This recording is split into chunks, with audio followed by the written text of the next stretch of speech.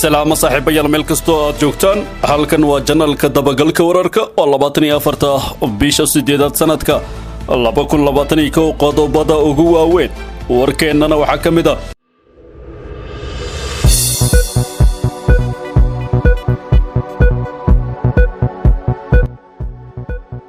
farmaajo oo markii ugu horeysay taageeray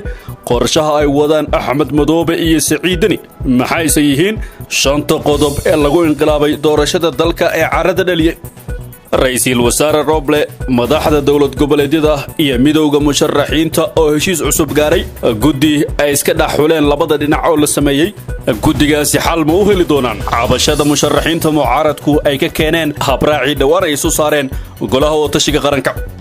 sidoo kale maxay ka wada hadleen Roble madax goboleedyada iyo xubnaha beesha caalamka oo shir xasaasiya maanta ku yeeshay magaalada Muqdisho wararkii ugu dambeeyay xaaladda Camaara cidda hadda gacanta ku haysa khasaaraha ka dhashay dagaal culus oo ku bilowday qarax ismiidaamin ah oo ka dhacay halkaasi iyo dawladda federaalka oo Muqdisho keentay saraakiisha hogaamisa ciidanka janan haddaba maxay tahay qorshaha farmaajo uu ka leeyahay ciidankani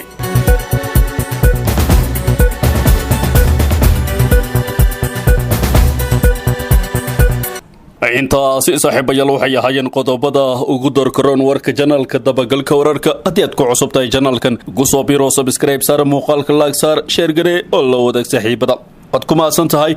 inaad ka mid tahay saaxiibada dhawey janalkan haatan warkiyo fidsan farmaajo ayaa markii ugu horeysay taageeray qorshe ay wadaan Axmed Madoobe iyo Deni shirkii ay golaha watashiga qaran ee Soomaaliya ku yeesheen magaalada Muqdisho ayaa waxay ku heshiiyeen habraaca doorashada golaha shacabka ee baarlamaanka federaalka Soomaaliya shirkaas ay madaxdu ku sheegeen inay ku dhameystirayaan go'aanadii midkii ay yeesheen 29 bishii Juun waxay sheegeen in kulankan ugu dambeeyay uu yahay mid si gaar ah ay ugu dhameystirayaan habraacyada doorashada arrimaha ay madaxdii shirtay ka wada hadleen ayaa waxa kamid ahaa habraacyada dhiirigelinta daahfurnaanta maamulka maaliyadda xulista ergada amniga doorashada iyo habraaca ilaalinta qoondada haweenka sidoo kale madaxdu waxay isla soo qaadeen in habraaca doorashada xildhibaanada aqalka sare ee Soomaaliland xal laga gaaro madaxweynaha mudxuleedkiisa uu dhamaaday Soomaaliya Maxamed Cabdullaahi Farmaajo waa uu ka madax banaanaa shirarka ay yeesheen Roble iyo madax goboleedyada laakiin madaxtooyada Soomaaliya iyo Farmaajo waxay u arkaan in wax kasta sida iyagu ay doonayeen ay ku socdaan sababtoo ah ilowreedyo kala duwan ayaa sheegaya in Farmaajo uu gadaal ka riixayo qorshaha ay wadaan Deni iyo Madoobe kaasoo ay ku doonayaan in awoodda madaxda maamul goboleedyada la siiyo doorashada golaha shacabka ujeedkiisa ugu weyn farmaajo uu ku doonayo in maamul goboleedyadu ay awood ka badan tan guddiga ku yeeshaan doorashadan sida tii aqalka sare waxay tahay inuu isku haleynayo qaar ka mid ah madaxda dawlad goboleedyada oo saaxiibo dhow yihiin ama si kale hadii loo yiraahdo uu sabab u ahaa kuraasta xilligan ay kaga fadhiyaan maamul goboleedyada Koonfur Galbeed Galmudug iyo Hirshabelle farmaajo ayaa kalsooni badan ku qaba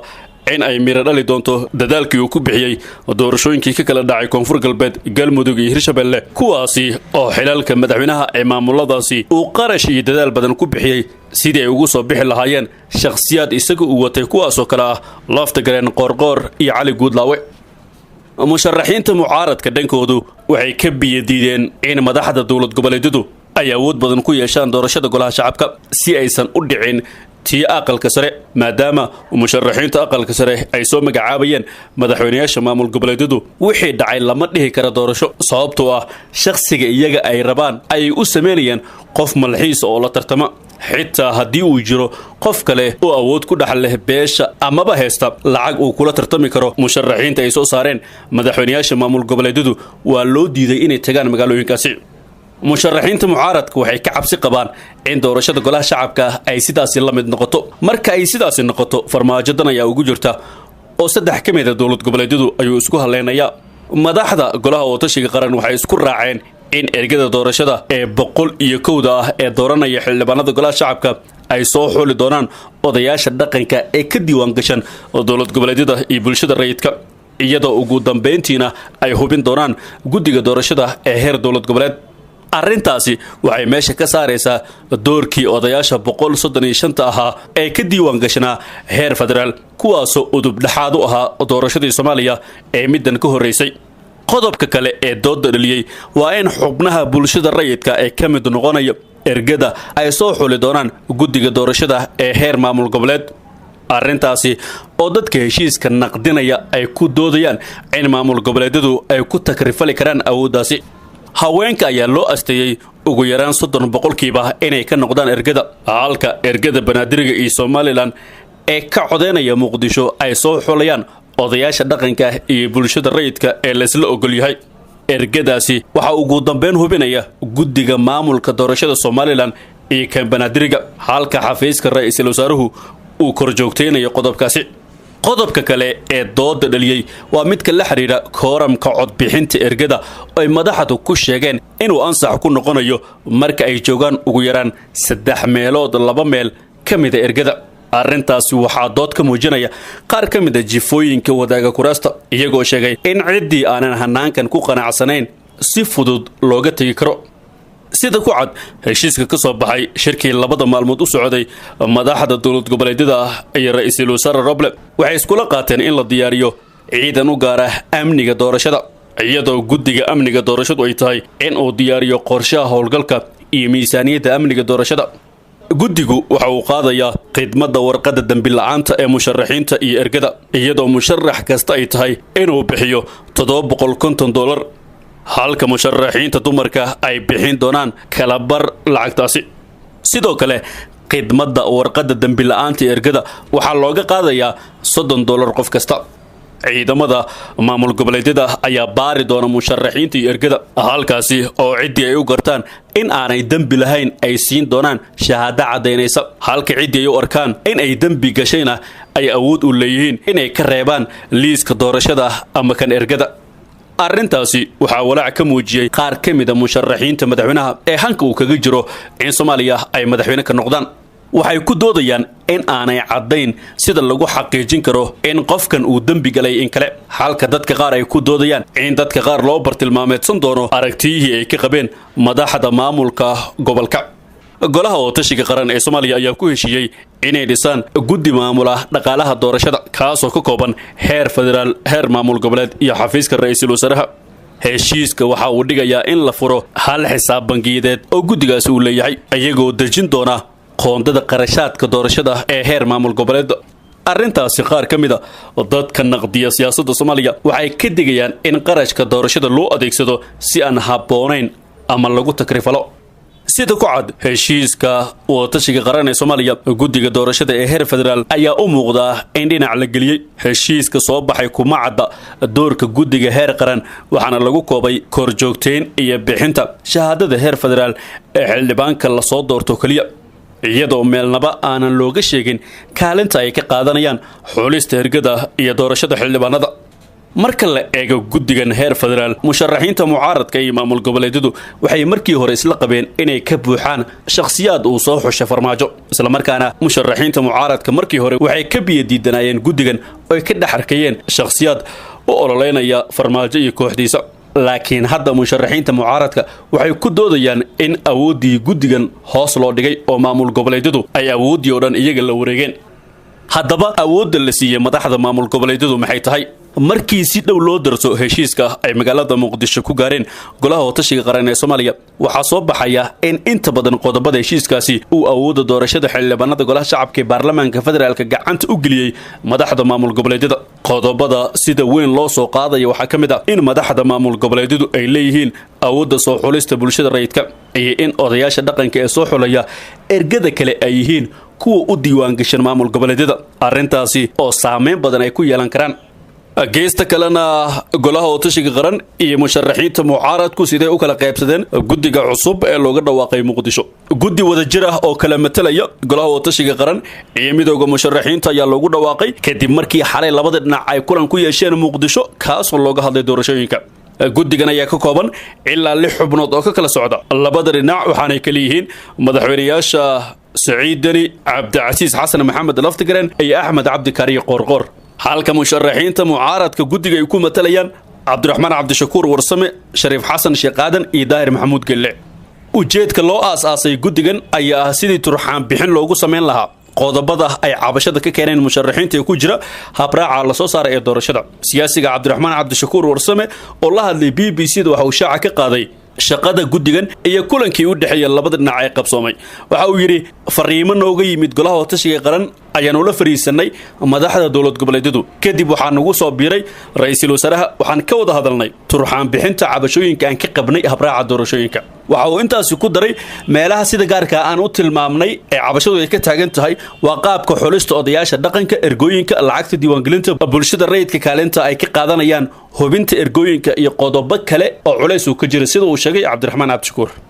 xubnaha labada dhinac ee guddiga ayaa kulmaya saacadaha soo socda iyaga oo gudagalaya dadaalada lagu doonayo in xal looga gaaro tabashada midowga musharaxiinta oo ka soo horjeestay qodobadii ka soo baxay shirkii watashiga ee magaalada Muqdisho. si kastaba isqabqabsiga u dhaxeeya mucaaradka iyo golaha watashiga qaran ayaa ku soo beegmaya xilli xasaasi ah oo la gudagalayo doorashada xubnaha golaha shacabka.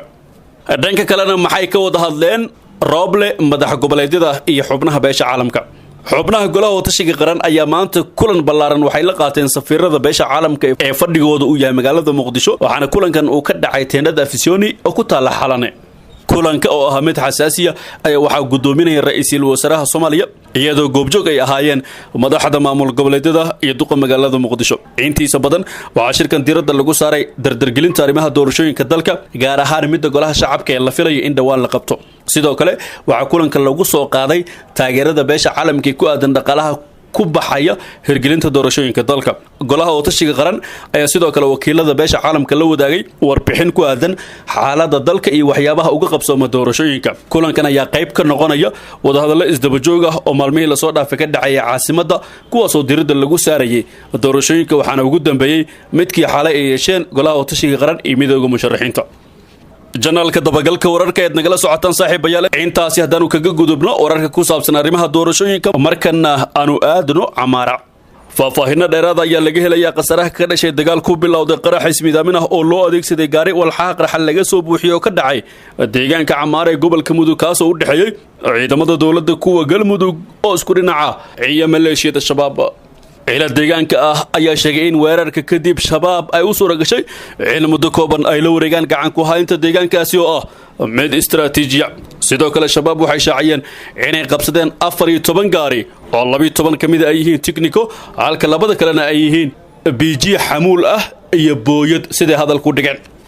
dawladda Soomaaliya ayaa dhankeeda guulo ka sheegatay dagaalkan waxaana saraakiil ka tirsan militarigu ay sheegeen in qasaare ay gaarsiiyeen maleeshiyaadkii soo weeraray. wararkii ugu dambeeyay waxay tilmaamayaan in ciidamada huwanta ah oo qaaday dagaal rogaal celisa ay dib ula wareegeen deegaanka Camaara ee koonfurta gobolka Mudug kadib markii la riixay dagaalyahanada shabaab ee saaka weerarka ku galay deegaankaasi. qaar ka mid ah dadka deegaanka ayaa inoo sheegay inuu dhacay howlgal ay barbar socotay duqeyn ay diyaaradaha Mareykanka ka fulinayeen koonfurta gobolka Mudug. khasaare isugu jira dhimasho iyo dhaawac ayaa jira kaas oo kala gaaray labada dhinac walow aan si rasmi loo hayn inta uu gaarsiisan yahay. xaaladdu weli way kacsan tahay waxaana dhaqdhaqaaqis ka soo horjeeda laga dareemayaa koonfurta gobolka Mudug ee bartamaha Soomaaliya. Camaara ayaa xudun u noqotay howlgallada ka socda gobolka Mudug kuwaas oo deegaano cusub looga qabsaday maleeshiyada shabaab. ugu dambeynna dawladda federaalka ayaa xamar keentay saraakiisha hogaamisa ciidanka janan. ilaawareedyo amni oo lagu kalsoon yahay ayaa warbaahinta u sheegay in dawladda Soomaaliya ay magaalada Muqdisho keentay saraakiishii hogaaminaysay ciidamada Cabdirashiid Xasan Cabdinuur Janan. saraakiisha Muqdisho la keenay ayaa waxa kamid ah Rashiid Bool علي حسن دير إيه سراكيل كله وعنا تردد لوجو شجع لحية مصر قال أو مهم وأها هول قال كعبد الرشيد جنان سراكيشان ولا جسوا دجيء قرون كذا عدا يلا جو حري حر نعنع وحنا الله شجع عند وانا يوب اللعبان دونتو تابرسر قال نمو سيد إنه حق جيان إلا ورد كترسن ملتري الصومالية سراكيشان لجسوا دجيء مقدشة يلا شجع inay ku soo baxeen amar uu Muqdisho ka bixiyay Maxamed Cabdullaahi Farmaajo sidoo kale waxa la filayaa in dhawaan ay la kulmi doonaan wasiirkii hore amniga maamulka Jubbaland Cabdirashiid Xasan Cabdinuur Janan ayaa hore heshiis uu la galay dawladda Soomaaliya inkastoo maalmo ka hor uu ka soo muuqday dhinaca mucaaradka isagoo sheegay in uu yahay musharax kursi xildhibaan oo ka tirsan golaha shacabka ee baarlamaanka Soomaaliya xogtan helnaya tilmaamaysa in khilaafka soo kala dhaxgalay filla Soomaaliya iyo wasiir Janan uu sabab u ahaa in filla Soomaaliya ay cadaadis badan ku haysay Janan khilaafkana waxa la sheegay inuu ka dhashay ballamo dhowr ah oo looga baxay Janan kuwaas oo loo sameeyay markii uu ka soo goostay dhanka Jubbaland iyadoo ay sii dheertahay in cadaadis iyo xanibaado badan uu la kulmay guud ahaan saaxiibayaal waa naga inta warka channelka dabagalka wararka adeed ku cusubtahay channelkan ku soo biiro subscribe sar muuqaalka like sar share garee oo la wadaag saaxiibada ood ku maasan tahay inaad daawato warkan